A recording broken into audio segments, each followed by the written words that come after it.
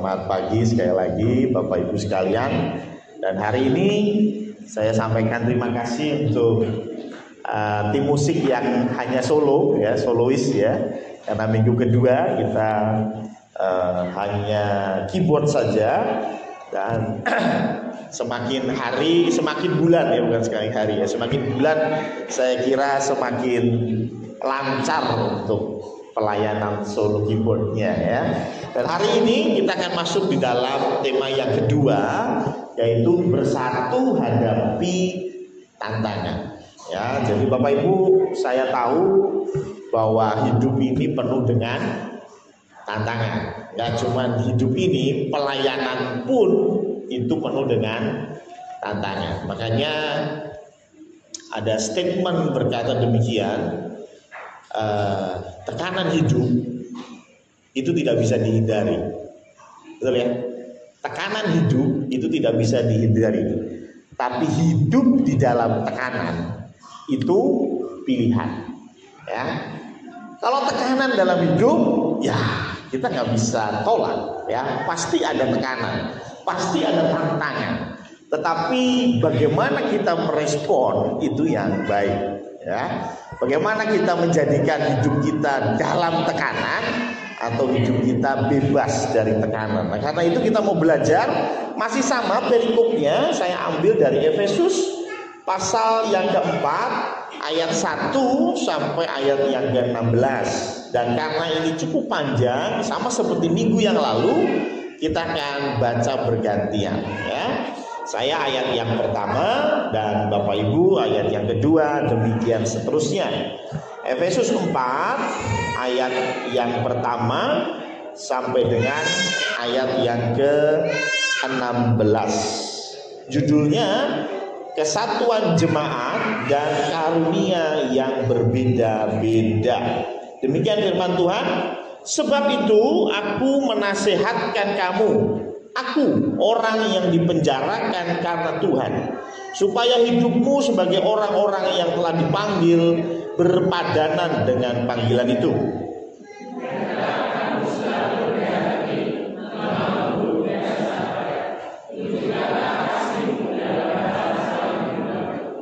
Dan berusahalah memelihara kesatuan roh oleh ikatan damai sejahtera.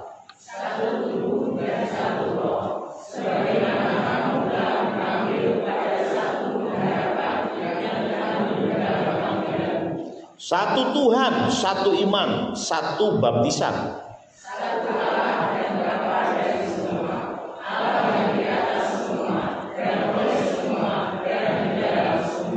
Tetapi kepada kita masing-masing telah dianugerahkan kasih karunia menurut ukuran pemberian Kristus.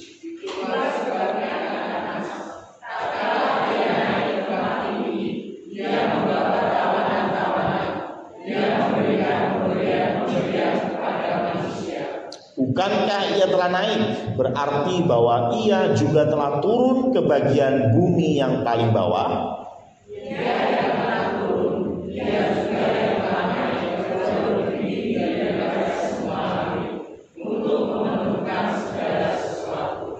Dan ialah yang memberikan baik rasul-rasul maupun nabi-nabi, baik pemberita-pemberita Injil maupun gembala-gembala dan pengajar-pengajar.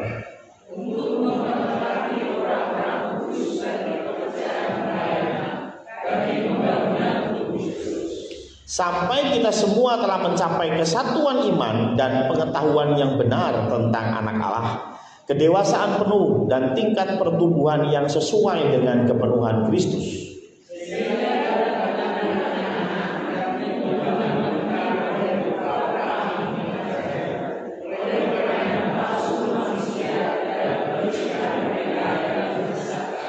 Tetapi dengan teguh berpegang kepada kebenaran di dalam kasih, kita bertumbuh di dalam segala hal ke arah Dia, Kristus yang adalah kepala.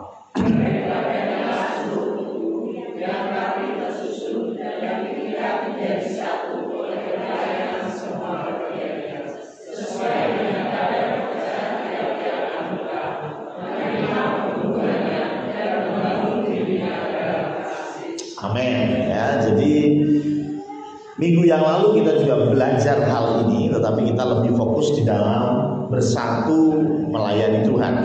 Dan hari ini kita bersatu hadapi tantangan. Nah, dari perikop ini saya melihat ada 3 hal yang menjadi tantangan di dalam pelayanan.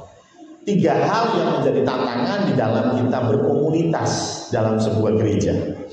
Yang pertama, coba kita lihat di ayat 3. Ayat 3 berkata demikian: berusahalah memelihara kesatuan roh. Jadi rupanya tantangan yang pertama, ada yang menyebabkan kesatuan roh ini pecah. Betul ya? Makanya penulis Efesus berkata bahwa berusahalah memelihara kesatuan roh. Ya, kalau kita di bangsa Indonesia, mari kita selalu memelihara kesatuan dan persatuan. Kenapa? Karena kesatuan dan persatuan di Indonesia itu rawan untuk terpecah belah. Makanya harus dijaga. Hal yang sama, berusahalah memelihara kesatuan roh, berarti kesatuan roh ini bisa pecah. Kenapa kesatuan roh ini bisa pecah? Karena minggu yang lalu kita belajar, roh yang satu ini memberikan karunia yang berbeda-beda. Yang satu dikasih karunia berkata-kata, ada yang satu dikasih karunia bernubuat, yang satu dikasih karunia untuk mengajar dan lain sebagainya. Ketika ada perbedaan, di situ ada kemungkinan perpecahan, betul nggak? Ya, di mana ada perbedaan, di situ ada kemungkinan perpecahan. Nggak usah jauh-jauh sampai bangsa dan negara, suami istri beda atau sama? Beda. Mbak Ari sama Om Uung beda banget ya. Nggak cuma beda banget ya. Om Uung sukanya ibadahnya sore ya. Mbak Ari pagi gitu ya. Bukan begitu Pak Pendeta, sip-sipan ya, nunggu anak ya. Ya, ketika Mbak Ari ke gereja pagi, Om Uung yang nungguin anak-anak ya. Saya tahu ya. Tetapi maksudnya tentu ada perbedaan. Pak Aris dengan Bu Ani pasti ada perbedaan ya. Dan ketika ada perbedaan, di situ ada kemungkinan sebuah perpecahan. Karena roh ini bekerja dengan karunia yang berbeda-beda. Setiap orang dikasih karunia yang berbeda. Dan minggu yang lalu kita sudah belajar kenapa Tuhan izinkan itu, supaya kita membutuhkan orang lain. Kalau kita bisa semuanya, satu orang bisa musik sampai menerima tamu, semuanya dia bisa handle, dia nggak akan butuh orang lain. Dia akan sombongnya udah ngelebihin Lucifer, ya kan? Tetapi karena dia hanya bisa mengajar, dia nggak bisa menasehati, maka dia perlu orang yang bisa menasehati. Dia nggak bisa bernubuat, dia perlu orang lain yang bernubuat. Itulah mengapa kesatuan itu akan pecah ketika kita berkata gue nggak butuh elu, betul kan? Ketika seorang suami sudah bilang gue nggak butuh elu ke istrinya, selesai, betul? Ya, ketika kita membutuhkan orang lain, maka kesatuan itu bisa terjadi. Karena itu Firman Tuhan bilang, ayo pelihara kesatuan roh. Ya. Dan ternyata sebuah keberagaman atau perbedaan itu tidak terelakkan, ya, tidak terelakkan. Tetapi yang terpenting sebetulnya bukan perbedaan itu sendiri yang memecah belah, tetapi respon kita terhadap perbedaan. Betul nggak? Ya, nggak usah jauh-jauh. Saya atau kami, ya, saya tinggal di sini ya. Saya punya tetangga namanya Pak Ali. Ya, depannya M titik Ali. Saya tanya, M-nya apa Pak Ali? Markus ya. Bukan lah ya. Bukan, ya, bukan bercanda ya. Tetapi jelas kami berbeda ya. Beliau Muslim, saya Kristen, bahkan saya pendeta ya.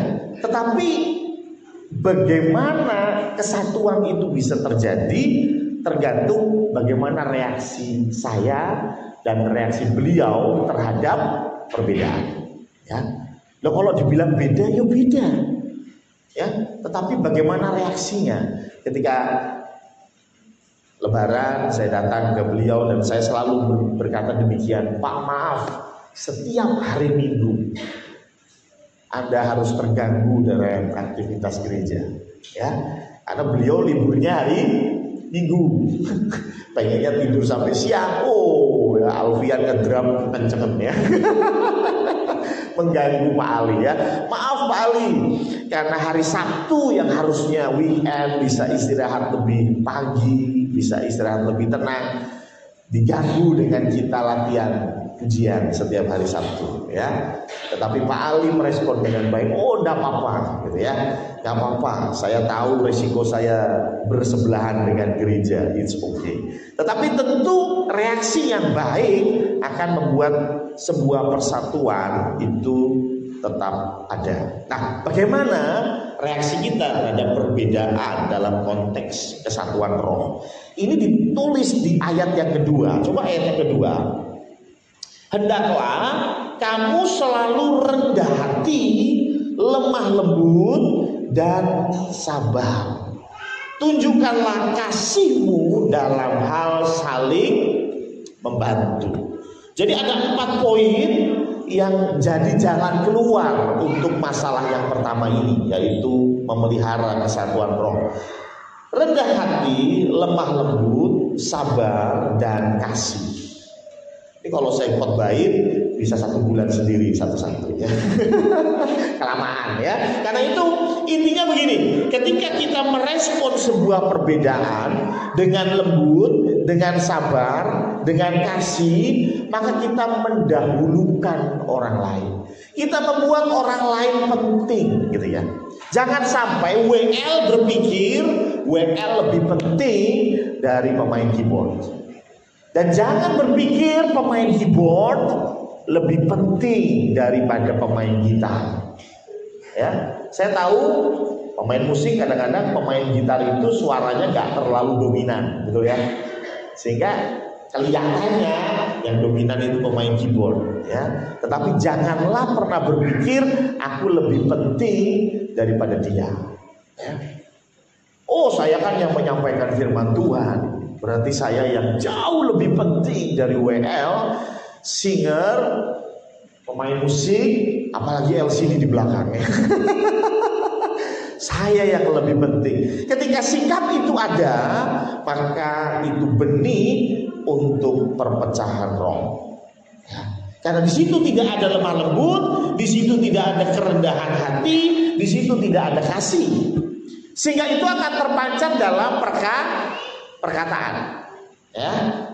Ketika rapat, ketika berkumpul, ketika diskusi, kadang-kadang ada aja orang yang bicara tetapi kurang menghargai rekan sekerjanya, ya. Rekan sekerjanya yang mungkin bagian perekap, gitu ya, bagian keamanan, gitu ya. Tetapi beliau mungkin bagian ketuanya, ya, ketua panitianya, menganggap perekap itu, ya, ini pekerjaan ringan, masa gitu aja kamu nggak bisa, tolong sekali. Waduh, ya. Jangan merendahkan orang lain dan menganggap dirimu lebih penting, ya.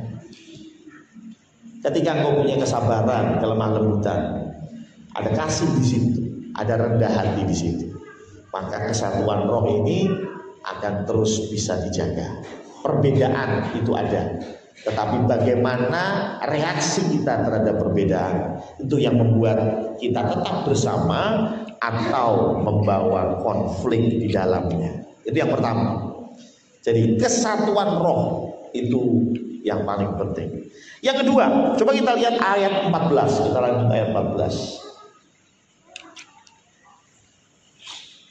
Sehingga kita bukan lagi anak-anak yang diombang-ambingkan oleh rupa-rupa angin pengajaran. Jadi rupanya yang kedua, tantangan di dalam kita melayani adalah pengajaran. Jadi rupanya pengajaran ini sangat-sangat beragam. Ya, gak usah jauh-jauh. Cara pandang tentang bahasa roh saja sudah macam-macam. Ada yang berkata, oh bahasa roh itu wajib. Kalau kamu orang Kristen dan sudah penuh oleh Roh Kudus, harus bisa bahasa roh. Ada yang bilang begitu, ya. Ada yang berkata, oh enggak, ya, enggak. Pokoknya kalau kepenuhan roh itu cirinya adalah berbuat baik, ya. Kalau kau berbuat baik, maka engkau sebetulnya sudah penuh oleh Roh Kudus. Bahkan mulai ada saling menghina satu dengan yang lain, ya. Gerejanya mana? GKI. Oh, gereja kurang iman.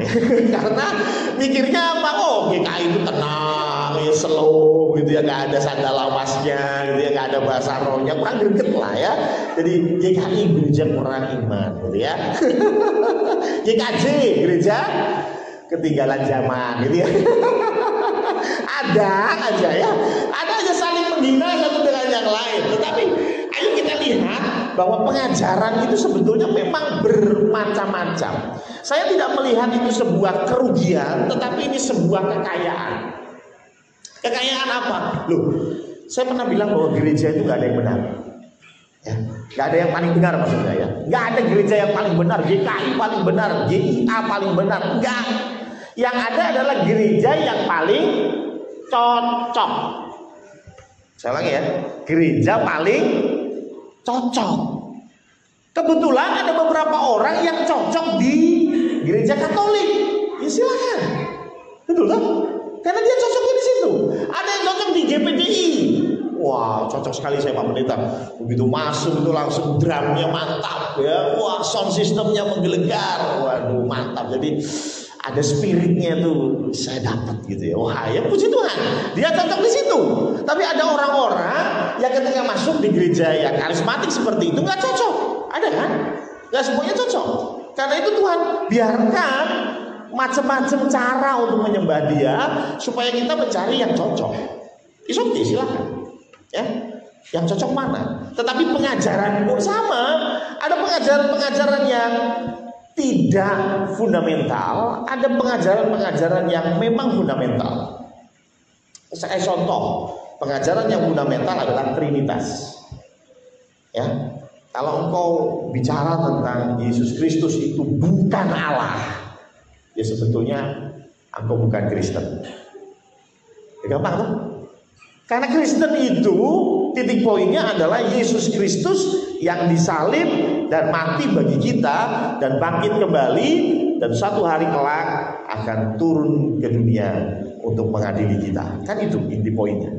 Kalau engkau nggak percaya tentang itu, ya nggak apa-apa. Tapi engkau bukan Kristen. Nah, bagaimana kita mengerti pengajaran yang tepat dengan pengajaran yang tidak tepat? Ini tantangannya. Supaya apa? Supaya kita bukan lagi anak-anak yang diombang-ambingkan oleh rupa-rupa angin pengajaran. Emang anak-anak itu gimana sih? Anak-anak itu menarik. Mau somai atau bakso? Bakso. Mau bakso atau somai? Somai. Ya itu anak-anak ya. Tuh, tadi bakso, sekarang somai ya. Karena dia mengikuti yang paling akhir, mengikuti yang paling gampang dimasukkan di otaknya gitu ya. Dia nggak berpikir tentang apa ini masuk akal, apa ini sesuai dengan firman Tuhan. Itu nggak mikir ya. Ada orang-orang yang wah ketika baru didengar khotbah tentang hal A, wah dia langsung pokoknya A, pokoknya A. Nanti ketika dia dengar khotbah tentang B, oh berubah, pokoknya B ya. Pokoknya B. Bagaimana dia bisa memasukkan konsep A, dia nggak paham. Bagaimana dia setuju dengan konsep B, dia nggak paham. Yang penting yang paling seru, yang paling keren menyampaikan, yang pendetanya paling ganteng yang ngomong, ya itu yang saya ikuti ya. Itu berarti iman kita masih iman anak-anak. Dan jangan heran engkau akan diombang-ambingkan oleh berbagai macam pengajaran. Lalu bagaimana cara supaya kita bisa terbebas dari tantangan yang kedua ini? Mari kita lihat di dalam Mazmur 119 ayat yang ke-105. Ini ada lagunya. Firman-Mu pelita bagi kakiku, terang bagi jalan. jalanku. Jadi kalau kita bicara tentang masa depan, kita bicara tentang hidup setelah kematian, kita bicara tentang bumi yang baru, langit yang baru. Jujur saja, saya pun belum pernah sampai sana. Loh ya, ada di sini yang pernah ngobrol sama Tuhan Yesus? Ngopi bareng begitu ya? Ya, ngopi bareng di Starbucks sama Tuhan Yesus ya. Wah, keren ya. Jujur saya nggak pernah. Lalu bagaimana saya tahu, bagaimana saya yakin kalau saya mati nanti Tuhan akan bangkitkan saya dan saya akan ditempatkan di bumi yang baru dan langit yang baru. Bagaimana saya yakin? Ya karena ada firman Tuhan. Barang siapa yang percaya kepadanya, barang siapa yang percaya kepada anak Allah, dia tidak akan binasa, melainkan memperoleh hidup yang kekal. Karena saya tahu firman itu, saya imani firman itu, maka saya yakin kalau saya mati nanti, ketika saya percaya kepada Yesus, saya tidak akan binasa, tetapi saya memperoleh hidup yang kekal. Jadi firman itu pelita bagi kaki kita, terang bagi jalan kita. Pertanyaannya, sudahkah engkau membaca firman? Kalau engkau nggak pernah baca firman, tidak heran engkau akan diombang-ambingkan oleh pengajaran yang ada. Engkau akan bingung, kok orang sih ngomong ya. Saya lihat satu podcast. Ya, podcast itu dia tanya begini. Kalau Anda hidup di zaman Tuhan Yesus, terus Anda lihat Tuhan Yesus mau disalib, Anda menolong Tuhan Yesus atau enggak? Mas Purwoko bisa ditakoni gitu ya. Coba kalau Mas Purwoko kembali 2000 tahun yang lalu dan melihat Tuhan Yesus akan disalib, Mas Purwoko akan melakukan apa? Wah, saya kan cinta Yesus ya. Saya akan lakukan segala sesuatu supaya Yesus tidak disalib. Nah, kalau Tuhan Yesus tidak disalib, berarti kita nggak diselamatkan. Ya kan? Gimana? Terus bingung. Oh iya benar juga ya. Terus piye yo? Terus piye yo? Gini loh. Sederhana sekali kalau buat saya. Kita saja, kita tuh kalau dalam hal masa depan, kita punya beberapa lapis rancangan, betul ya? Ya kan? Anda yang masih SMA, pengen kuliah, Anda pasti punya beberapa lapis rancangan. Gue pengen di Undip, kalau Undip gak akan terima, ya gue di sini. Kalau di sini gak akan terima, gue di sini, betul kan? Ya kan? Kalau memang nggak bisa kesini, mendingan gue setahun off dulu, belajar lagi, tahun depan gue daftar lagi, coba lagi, karena gue pengen di fakultas ini. Loh, bener nggak? Itu kalian loh, kalian ya punya plan A, plan B, plan C, ya tuh. Yang pacaran, kalau dia tahun ini nggak melamar saya, oh tenang aja, saya punya serep. Loh, plan A, plan B, dan plan C, betul nggak lu? Salah kan? Ya nggak juga. Masih pacaran ya. Kalau sudah menikah nggak boleh ya. Ya. Tapi kalau masih pacaran lu, kan? Loh, kalau dia nggak serius sama saya, ya sudah saya tinggal. Ya, saya cari yang lain. Loh, itu kan plan A, plan B, plan C. Kita yang berbisnis sama. Oke, saya akan coba bisnis ini 2 tahun. Kalau 2 tahun belum ada perkembangan, break even pointnya belum dapat, oke, aku akan pindah ke bisnis yang ini. Kenapa kamu pindah ke bisnis yang ini? Karena bisnis yang ini saya punya relasi yang lebih baik, saya punya supplier yang oke. Saya kira ini lagi tren saat ini, ya. Maka dari itu saya nggak akan jualan rokok lagi, saya akan jualan rokok elektrik ya. Karena lagi ngetren. Contohnya, betul nggak?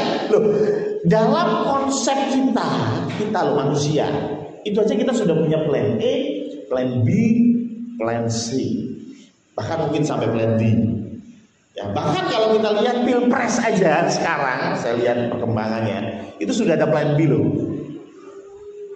What if? Wah, kalau bahasanya Marvel ya, what if ya? Bagaimana jika 2 putaran. Wah, ya, itu sudah ada skenarionya ya. Wah, nanti si Anies akan join sama Ganjar atau bagaimana. Wah, itu sudah ada plannya, bro. Jangan dikirain lempeng-lempeng aja, pokoknya beginilah. Kalau nggak begini ya nggak jadi. Bukan. Pasti sudah ada plan A, plan B, plan C. Yang begitu rumit itu manusia. Kira-kira nih Gusti Allah gawe rencana. Kira-kira loh ya. Kira-kira ya. Itu sampai plan apa? Ya, sampai plan apa? Wah, saya nggak ngerti. Ya. Kalau Anda mau cek, salah satu yang saya lihat plan Allah yang luar biasa adalah di Musa. Tuhan itu bersabda kepada Abraham, keturunanmu akan menjadi budak di negeri orang selama 400 tahun. Jelas ditulis di kitab Kejadian. 400 tahun. Tetapi yang menarik, ketika Musa membawa orang Israel keluar dari Mesir, ditulis di situ orang Israel jadi budak di Mesir selama 430 tahun. Kok beda? Tuhan minta 400, ini jadinya 430 tahun. Ada banyak tafsir macam-macam kalau kita lihat di situ. Tapi buat saya, ini plan A, plan B, plan C-nya Tuhan. Pada waktu 400 tahun Tuhan sudah nyiapin Musa, tanda kutip. Tapi rupanya Musa ini gagal. Musa ini tidak mau nurut apa yang Tuhan perintahkan. Ya sudah, Tuhan selesaikan dengan mencari Musa yang lain. Tuh, itu kan bagian dari plan A, plan B, plan C. Loh, berarti Tuhan nggak punya otoritas dong. Loh, Tuhan punya otoritas, tetapi Tuhan menghargai kehendak bebas. Bunda Maria ketika malaikat Gabriel datang, engkau akan hamil oleh Roh Kudus. Bunda Maria, aku ini hamba Tuhan, aku siap. Saya mau tanya, kalau Maria nggak siap, Maria jawab, tenang aja. Gue masih perawan, belum punya suami, kok suruh hamil. Kira-kira Tuhan maksa nggak? Tuhan maksa nggak? Wis pokoknya gitu. Sampai gebrak-gebrak meja nggak mungkin lah ya. Ya itu, ya capres salah satu ya. Ya nggak mungkin begitu dong, nggak mungkin. Tuhan nggak mungkin begitu. Kalau you nggak mau, ya udah. Kira-kira Tuhan punya backup plan ya? Punya. Apakah terus ketika Maria bilang, enggak Tuhan, gua nggak mau hamil oleh Roh Kudus. Ya sudahlah, gagal rencananya Tuhan, selesai, tutup wis. Ya udahlah. Tuhan punya banyak rencana. Jadi kalau Mas Purwoko balik ke 2000 tahun yang lalu, Mas Purwoko ternyata berhasil menyelamatkan Tuhan Yesus. Ya pasti Tuhan punya rencana lain. Selesai. Bingung amat, ya kan? Betul nggak? Bingung amat. Makanya Tuhan bilang memang harus ada yang berkhianat, si Yudas. Tetapi celakalah orang yang berkhianat. Kan ada yang beberapa ajaran yang mengatakan bahwa Yudas itu pahlawan. Kenapa? Bayangin kalau Yudas tidak mengkhianati Tuhan Yesus. Tuhan Yesus sudah disalib, kita tetap berdosa. Ini ajaran yang aneh-aneh ini, model begini. Model begini loh ya, model begini ajaran yang aneh-aneh. Makanya saya pernah cerita loh. Bagaimana Tuhan bekerja itu bukan terus semuanya jadi anak buahnya Tuhan, bukan. Tetapi Tuhan jauh lebih bisa memperkirakan apa yang terjadi. Ya, saya kasih contoh misalnya Aldo ini murid saya. Saya ini guru kungfu. Wis, ya lah, kungfu panda lebih tepatnya ya. Nah, Aldo ini murid saya gitu. Wah, saya ajarin kungfu, wah udah cakep lah. Terus saya pengen menguji Aldo. Ini kira-kira Aldo ini sudah cukup baik belum kungfunya. Kemudian saya suruh Aldo pergi ke rumahnya Pak Joko Mulyono. Saya tahu persis perjalanan ke rumahnya Pak Joko Mulyono. Di tengah-tengah itu ada preman. yang dikepalai oleh Mas Hartadi. Gitu. Ini premannya, ya tuh kelewati nih. Wah, saya bisa membayangkan, oh ini mesti nek Aldo lewat sana pasti dipalak sama Hartadi. Nah, ketika dipalak sama Hartadi, maka Aldo akan melancarkan jurus kungfu pandainya, gitu kan? Di situ saya bisa melihat apakah Aldo betul-betul sudah berlatih dengan baik. Betul ya? Betul, ketika Aldo jalan menuju ke Pak Joko dicegat sama Mas Hartadi. Kayak 20.000, lewatnya 20.000 raiso. Akhirnya terjadi pertempuran seru dan Aldo menang. Ya, saya mau tanya, apakah Mas Hartadi itu anak buah saya? Apakah saya ngomong ke Hartadi, bro, engkau ada muridku liwat, tolong palaan? Apa begitu? Enggak lah, tapi saya punya pemikiran, oh lewat sini dia pasti belajar sesuatu. Lewat sini kamu pasti belajar sesuatu. Paham ya? Jadi bukan berarti Yudas Iskariot itu disuruh Tuhan gitu ya. Lu jadi pengkhianat dong gitu. Ya, lu jadi pengkhianat dong gitu ya. Karena kalau lu gak jadi pengkhianat nanti Tuhan siapa yang nyalipin? Susah gitu ya. Enggak gitu. Itu planning yang begitu rumit bahkan otak kita gak bisa masuk. Tapi pengajaran yang aneh-aneh itu ada gitu. Kalau kita nggak mau baca Alkitab, kita nggak mau belajar Alkitab, nggak heran engkau akan dengan mudahnya diombang-ambingkan oleh pengajaran. Kenapa saya bisa bilang Yudas itu pasti salah? Sederhana, karena di ujung hidupnya Yudas menyesal. Betul? Betul ya? Nah, kalau kita melakukan apa yang Tuhan suruh, menyesal nggak? Tuhan itu merancangkan hal yang baik, bukan merancangkan kecelakaan. Amin. Tapi merancangkan damai sejahtera. Kalau memang Yudas itu disuruh sama Tuhan untuk mengkhianati Tuhan, kalau memang ya harusnya di ujung hidupnya dia merasakan damai sejahtera. Tetapi apa yang kita pelajari di Alkitab, dia gantung diri, dia kembalikan uangnya. Betul ya? Artinya ya dia salah, selesai, nggak perlu diperdebatkan lagi. Tetapi sekali lagi, ada ajaran yang begitu, ada. Yang aneh-aneh itu ada. Karena itu saya selalu mengingatkan, ayo kita baca Alkitab. Apa hubungannya dengan persekutuan? Jujur di gereja kita belum. Tapi saya rindu suatu hari ada. Dulu ada. Dulu ada, kita sempat pada waktu COVID mulai ya, kita sempat ada grup untuk baca Alkitab. Masih ingat ya? Beberapa ikut, beberapa nggak ikut, dan lama-lama banyak yang nggak ikut daripada ikut ya. Ya, tetapi itu salah satu bentuk bagaimana kita saling bersatu mengingatkan. Ayo Paris sudah baca Alkitab belum? Ayo Sasa sudah baca Alkitab belum? Betul kan? Ya. Ini bentuk dari kesatuan kita. Baca Alkitabnya bisa bersama-sama, kita bisa diskusi tentang Alkitab. Mau ditanyakan beberapa hal boleh. Saya masih ingat ada salah satu yang nanya di dalam grup. Ada tahu ceritanya Firaun sama Sarah nggak?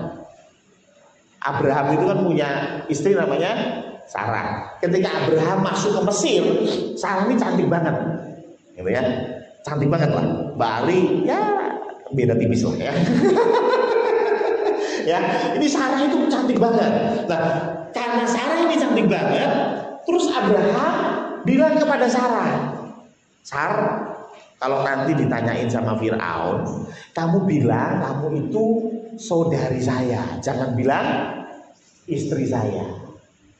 Ya kan? Kenapa? Karena zaman itu kalau orang naksir sama seseorang dan dia sudah punya suami, maka suaminya dibunuh. Jadi kalau saya naksir sama Mbak Hartati, wah cantik sekali, pakai baju kuning, mantap ya. Karena sudah punya suami, pulang tak cekel, itu bacok, selesai. Ya toh? Maka Mbak Hartati jadi janda kan? Nah, saya bisa beristri beliau gitu. Jadi cara berpikir zaman dulu, makanya Abraham bilang, daripada gua dapat masalah nih, banyak yang naksir lu, nanti mereka bunuh gue. Udahlah, ngomong aja lu saudari gue. Wah, bener dong. Sarah nurut, ditanyain, oh ini saudari, oh iya ini kakak saya, gitu ya. Fir'aun bener, Fir'aun naksir sama si Sarah. Karena si Sarah ngomongnya dia saudarinya Abraham, Sarah dibawa ke istana untuk diperistri oleh Fir'aun. Tapi yang menarik, istananya Fir'aun itu kejatuhan kutukan. Tuhan kasih kutukan kepada Fir'aun. Di grup itu ada yang bertanya, loh Pak Pendeta, kan Fir'aun nggak salah. Loh bener ya? Kan Fir'aun nggak salah. Fir'aun dikasih informasi kalau Sarah itu saudarinya, kan bukan Fir'aun yang salah. Fir'aun ngambil Sarah dan jadi istrinya, nggak salah juga. Kenapa Fir'aun yang dikutuk, dihukum? Padahal kan yang bohong siapa? Abraham. Betul nggak? Betul nggak? Ya. Nah, maksud saya begini, ada banyak pertanyaan dan itu wajar sekali. It's okay. Karena itu kita perlu support system, kita perlu komunitas. Kita perlu orang-orang yang bisa menjawab, yang punya kapasitas untuk menjawab pertanyaan-pertanyaan seputar firman Tuhan. Kalau Anda tanya, Pak Pendeta kok motor Mio saya ngelipik, jangan tanya saya. Tanya Pak Darto ya, ya beliau lebih paham ya. Ya, jangan tanya saya. Tapi ketika kita belajar firman Tuhan, kita hanya belajar sendirian, itu pun bisa jadi masalah. Karena Anda bisa menemukan hal-hal yang sulit untuk dipahami. Seperti yang tadi saya cerita.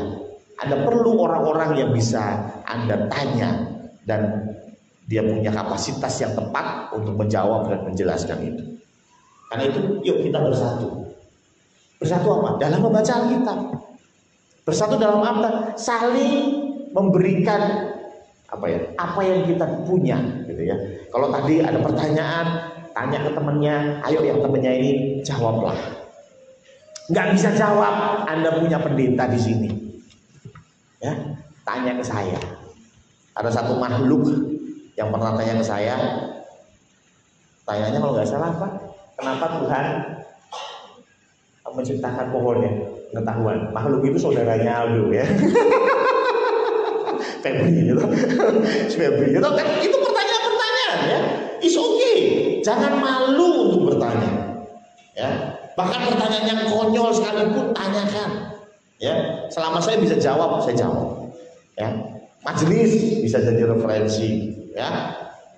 Orang-orang yang lebih senior di sini bisa jadi referensi, ya. Boleh tanya ke Pak Darto, boleh tanya ke Pak Aris. Oh, Pak Aris ini wakil gembala berapa tahun gitu ya. Wah, pemahaman Alkitabnya pasti dalam. Bisa ditanyakan ke beliau, gitu ya.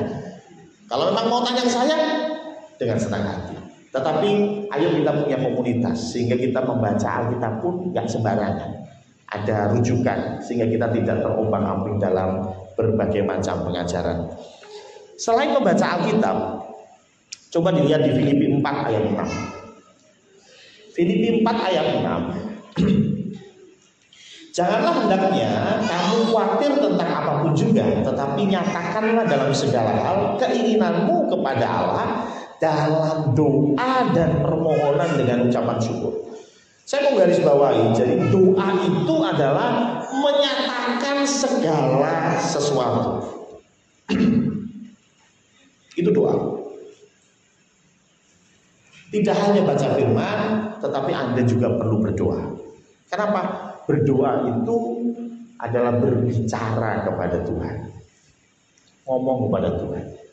Jujur saja, ketika saya SMP, saya SMA, saya punya pertanyaan tentang Alkitab itu dari A sampai Z. Dan semuanya nggak ada yang bisa saya jawab. Bahkan saya tanya kepada hamba-hamba Tuhan, jawaban mereka tidak memuaskan saya. Zaman sekarang gampang, Anda bisa cek di internet. Zaman saya SMP belum ada internet, bro.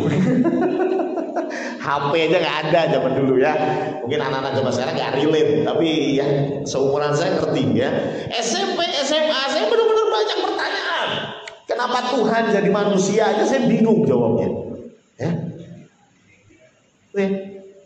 Tetapi ada doa di situ. Ya. Doa di sini tidak hanya berbicara tentang doa pribadi saya, tetapi ada orang-orang yang mendoakan saya. Kalau Anda ingat masa lalu saya, pasti tahulah. Dan tidak ada yang mengira satu orang pun bahwa saya akan ada di sini sebagai gembala. Pak Marno pun tidak mengira hal itu. Ya, Pak Marno pun tidak mengira hal itu. Ya, tapi kenapa saya bisa ada di sini? Saya yakin karena doa. Betul nggak? Yang jelas saya tahu doa dari mama saya. Yang jelas saya tahu. Tapi saya tidak menutup kemungkinan pasti jemaat pun ada yang mendoakan saya. Betul nggak? Ya, mungkin Pak Parjo melihat kelakuan saya dulu, waduh, anak pendeta koyo ngene tak ndongake wae.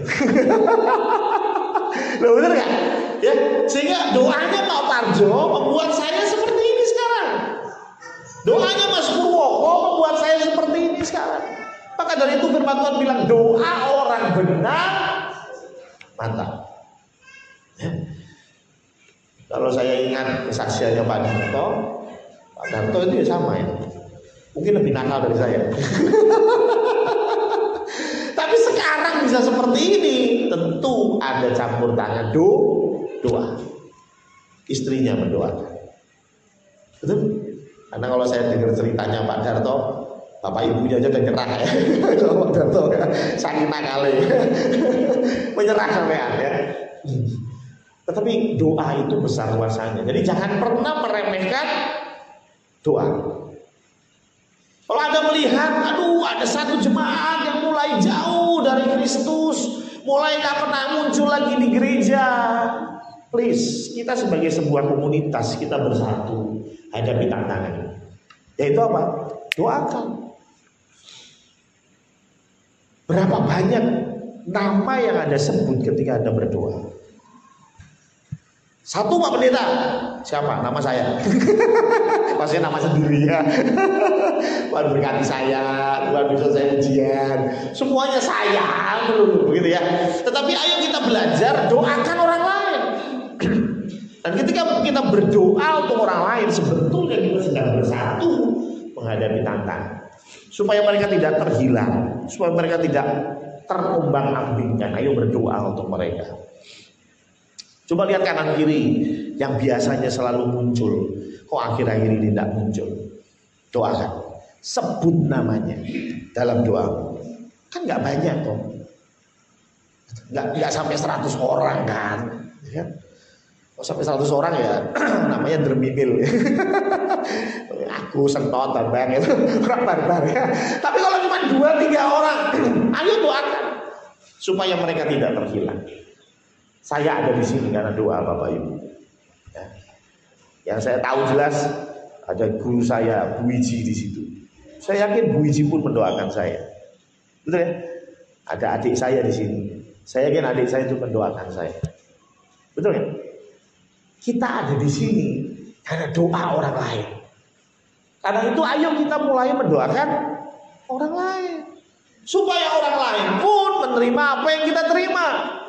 Damai sejahtera dan kasih karunia dari Allah. Jadi pengajaran itu ayo baca firman, 2 ayo berdoa, tapi yang tidak kalah penting Yakobus 1 ayat 22. Yakobus 1 ayat 22. Tetapi hendaklah kamu menjadi pelaku firman dan bukan hanya pendengar saja, sebab jika tidak demikian kamu menipu dirimu sendiri. Jadi yang ketiga, untuk poin yang kedua, 2.3 ya, lakukan firman. Jangan jadi calo Metro Mini.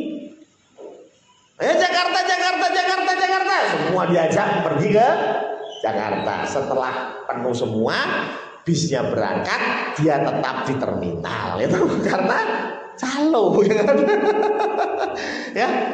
Wah, semuanya dilakukan firman Tuhan hafal, ya toh? Wah, semuanya hafal, doanya mantap, tapi nggak kemana-mana karena dia tidak mempraktekkan firman. Yakobus bilang, hendaklah kita menjadi pelaku firman. Kalau enggak, maka kita ini hanya menipu.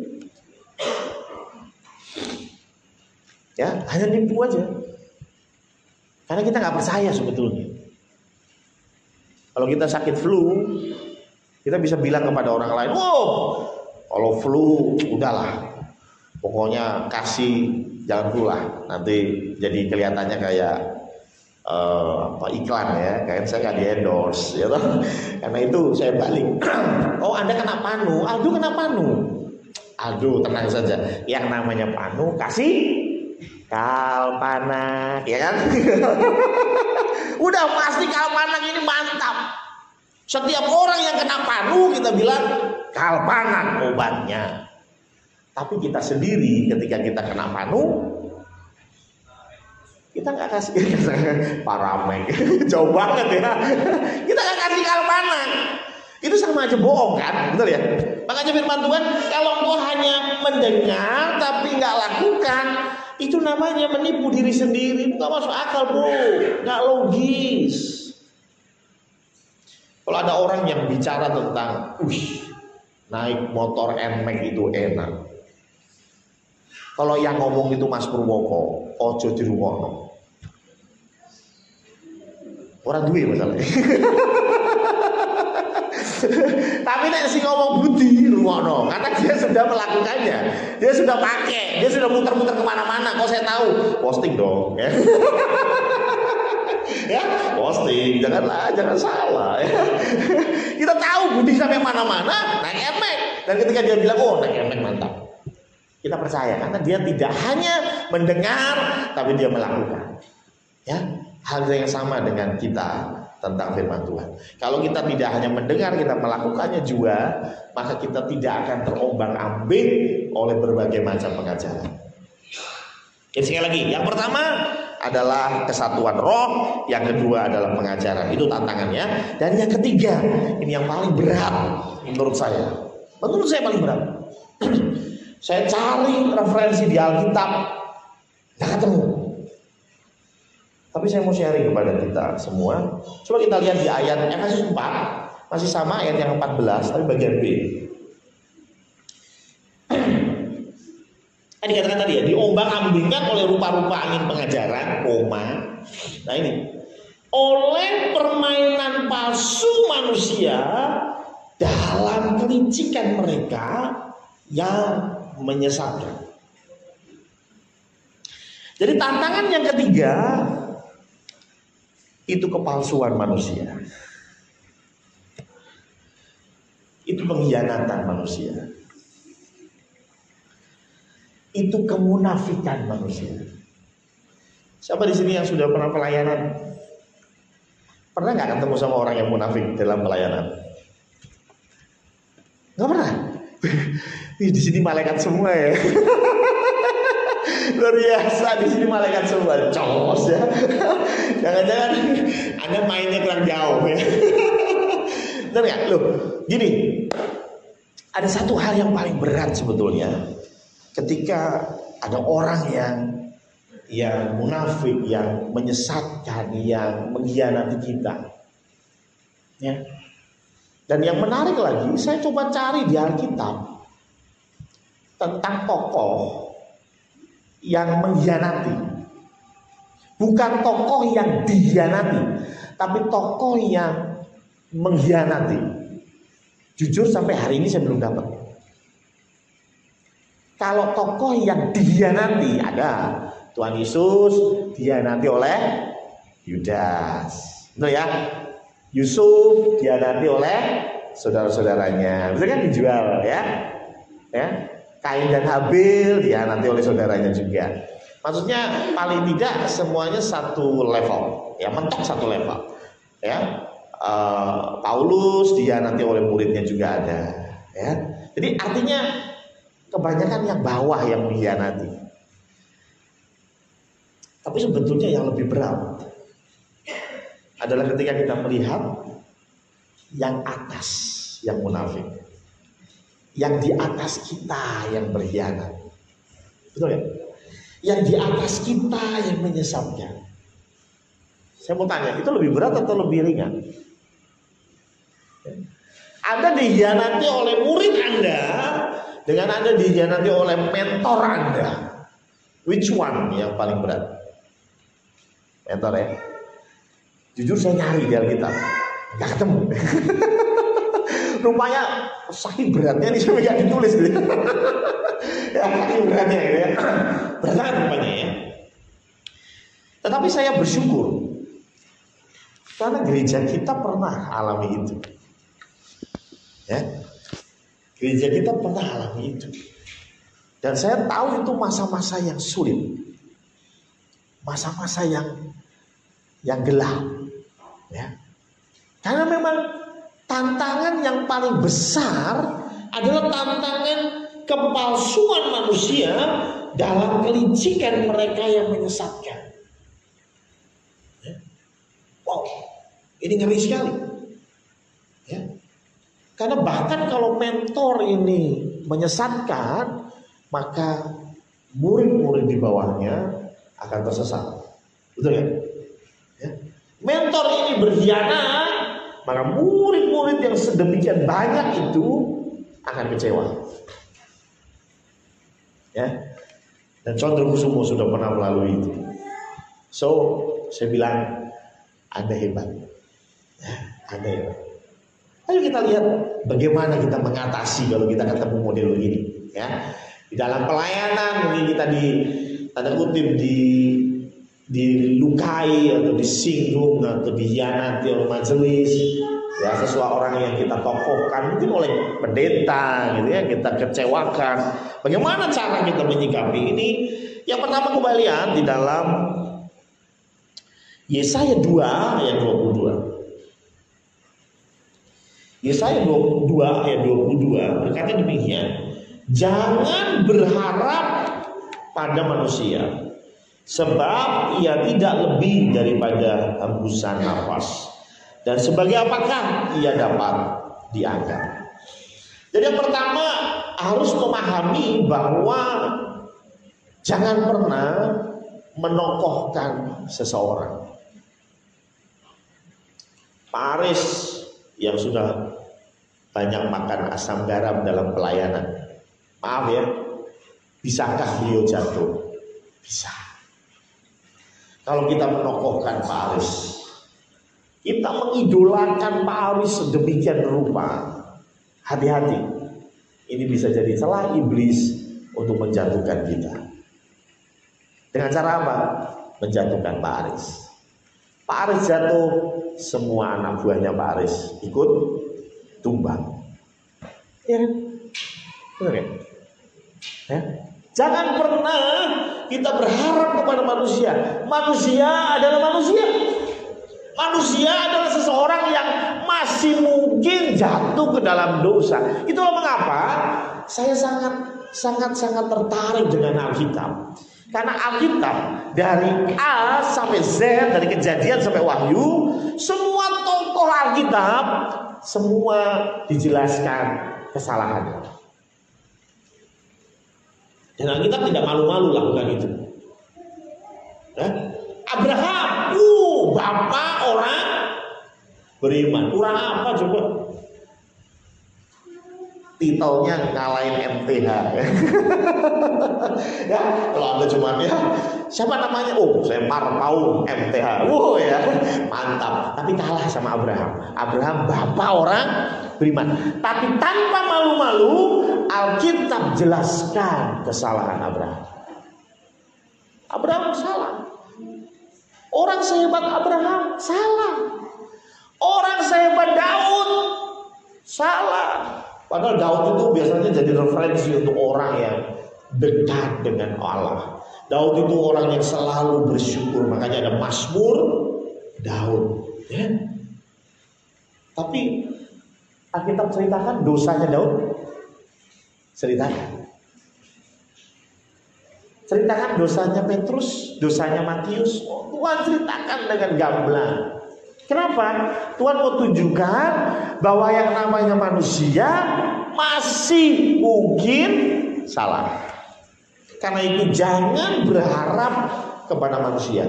Sehebat apapun manusia itu, jangan berharap. Sekarang ini sedang banyak orang kecewa sama Pak Jokowi ya. Betul nggak ya? Banyak orang kecewa gitu ya. Banyak orang kecewa sama Pak Jokowi karena begini. Wah, ya. Buat saya Jokowi juga manusia. Ya kan? Kalau kita berharap terlalu besar kepada beliau, ya kita yang salah. Firman Tuhan bilang jangan berharap kepada manusia. Sudahlah. Mau Anies presidennya, mau Ganjar presidennya, mau Prabowo presidennya, selama Yesus Kristus Tuhan saya, selesai. Betul kan? Kenapa kita bingung? Pasti kita akan mencari the next presiden yang terbaik. Tetapi jangan pernah khawatir. Kalaupun bukan jagoan kita yang naik, it's okay. Selama Yesus Kristus tetap Tuhan saya. Kan gitu toh? Ya. Tetapi banyak orang yang kecewa karena seseorang. Tuhan sudah bilang bahwa jangan berharap kepada manusia. Dan ayat yang kedua yang tidak lebih mantap dari itu, Kejadian 50 ayat 20. Ini ayat terakhir. Langsung melek ya. Kejadian bahkan tidak saya simpan di sini. Kejadian 50 ayat 20. Ini ceritanya adalah Yusuf itu kan dijual sama abang-abangnya. Ya, dan kemudian mereka pindah ke Mesir dan Yakub meninggal. Yakub itu papahnya mereka. Yakub meninggal, saudara-saudaranya pada takut. Waduh, ini papa meninggal. Kalau papa meninggal, jangan-jangan Yusuf balas dendam atas apa yang dilakukan oleh saudara-saudaranya Yusuf. Mereka takut setengah mati. Tapi yang menarik, ini yang dikatakan oleh Yusuf. Kejadian 50 ayat 20. Memang kamu telah mereka-rekakan yang jahat terhadap aku, tetapi Allah telah mereka-rekakannya untuk kebaikan, dengan maksud melakukan seperti yang terjadi sekarang ini, yakni memelihara hidup suatu bangsa yang besar. Yusuf bilang, memang kalian itu mereka-rekakan yang jahat. Kalian buang saya, kalian jual saya, kalian mau menghapus saya dari muka bumi. Tetapi rupanya Allah ubah kutuk itu jadi berkat. Allah ubah yang tadinya reka-reka yang jahat jadi reka-reka yang baik, sehingga saya ada untuk jadi berkat. Itu yang Yusuf sampaikan. Ada banyak yang sudah kita lalui dalam pelayanan di Condrokusumo. Termasuk kita ketemu sama orang-orang yang jagalin. Termasuk kita ketemu dengan orang-orang yang kita anggap itu levelnya tinggi, ternyata kelakuannya amat sangat buruk. Kita anggap ini satu idola yang pantas diidolakan, ternyata moralnya jeblok. Tetapi satu hal, Tuhan bilang, iblis bisa reka-rekakan yang jahat. Tapi ternyata Tuhan mereka-rekakan untuk kebaikan. Tuhan ubah rancangan si jahat itu menjadi rancangan yang indah. Saya katakan,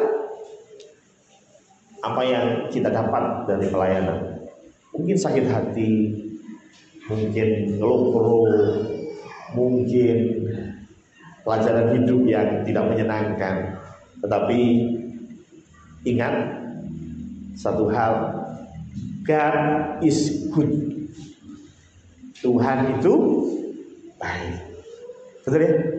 Itu aja yang Anda pegang. Tuhan itu baik. Mau mentor saya mengkhianati aku, mau idola saya mengkhianati aku, tetapi satu hal yang tahu, Tuhan itu baik. Tuhan pasti merancangkan yang baik. Tetapi sampai hari ini saya tidak melihat rancangan Tuhan yang baik. It's okay. Anda belum melihatnya. Makanya ada lagu, banyak perkara yang tak dapat ku mengerti. Betul gak? Sampai hari ini mungkin kita nyanyi ini masih relevan. Karena banyak perkara yang kita gak ngerti.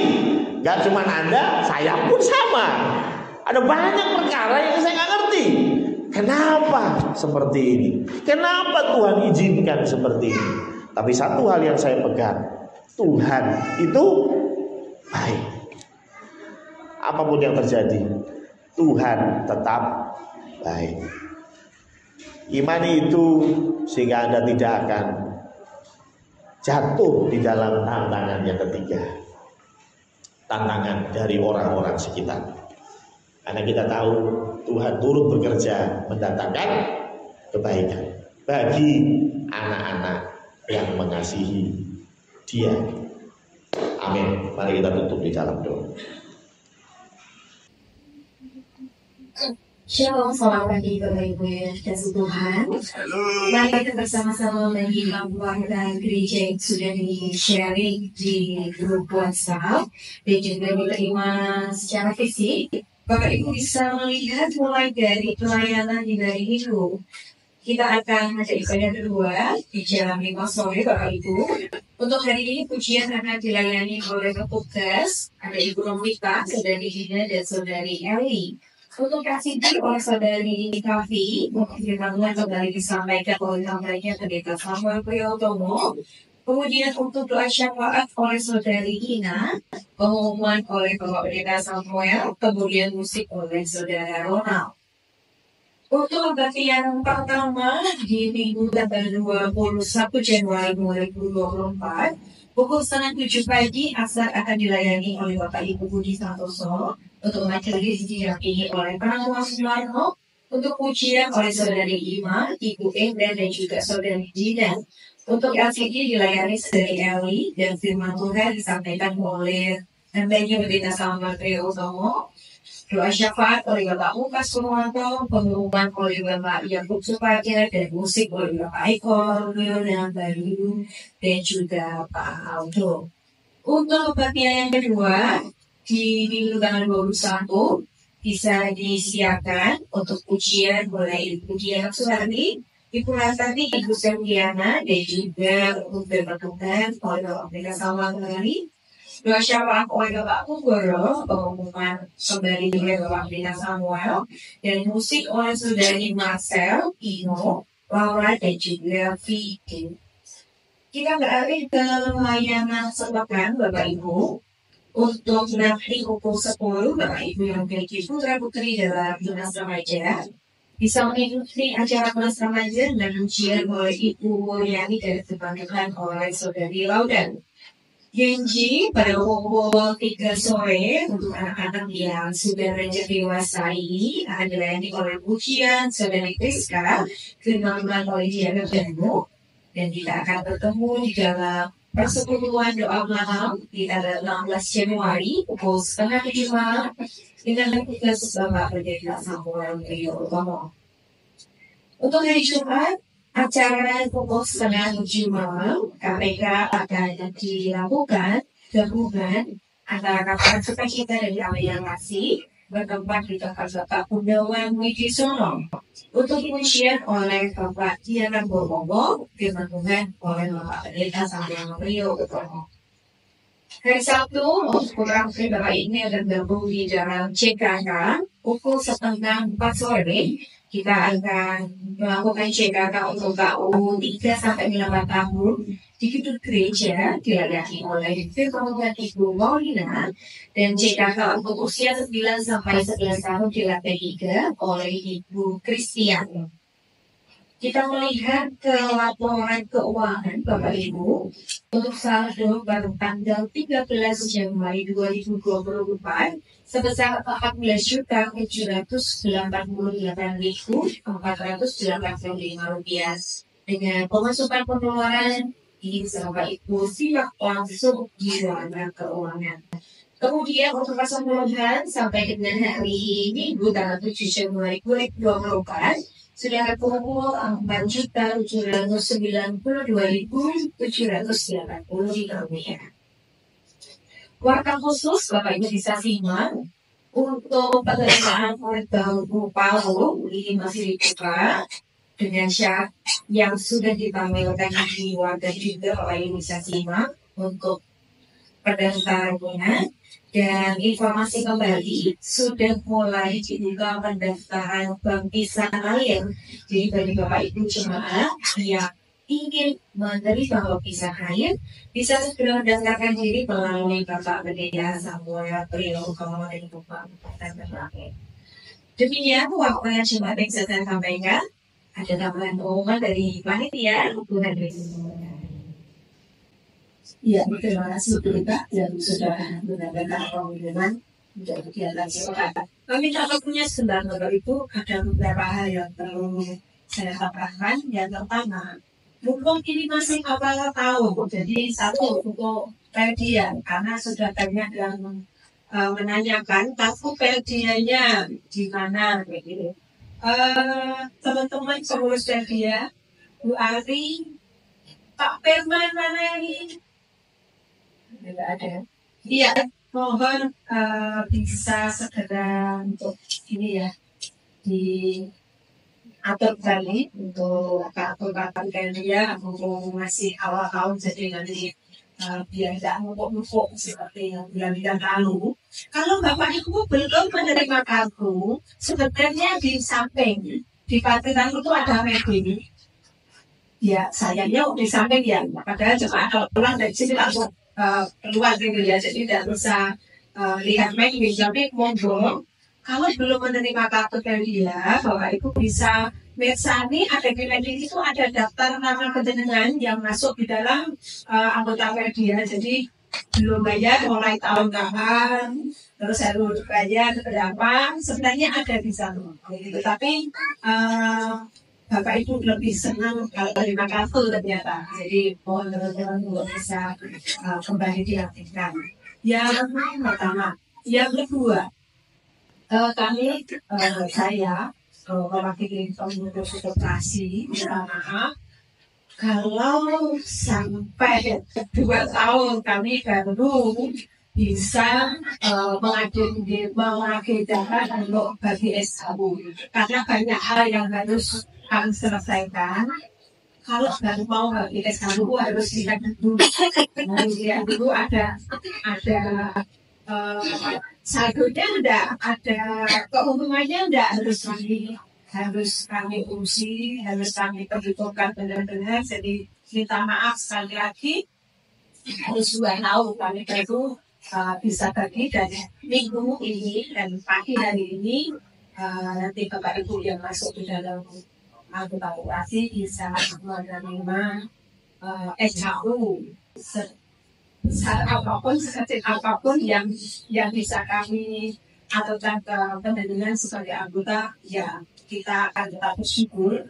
Dan sebenarnya kami majelis mau mengundang Bu anggota bisa anggota, tapi ternyata waktu juga Pak Gembala juga ribet, itu juga banyak hal yang harus kami selesaikan. Tapi Bapak Ibu tidak usah khawatir, sekalipun tidak jadi rapat anggota, tapi penjelasan semua nanti bisa lihat sudah semuanya di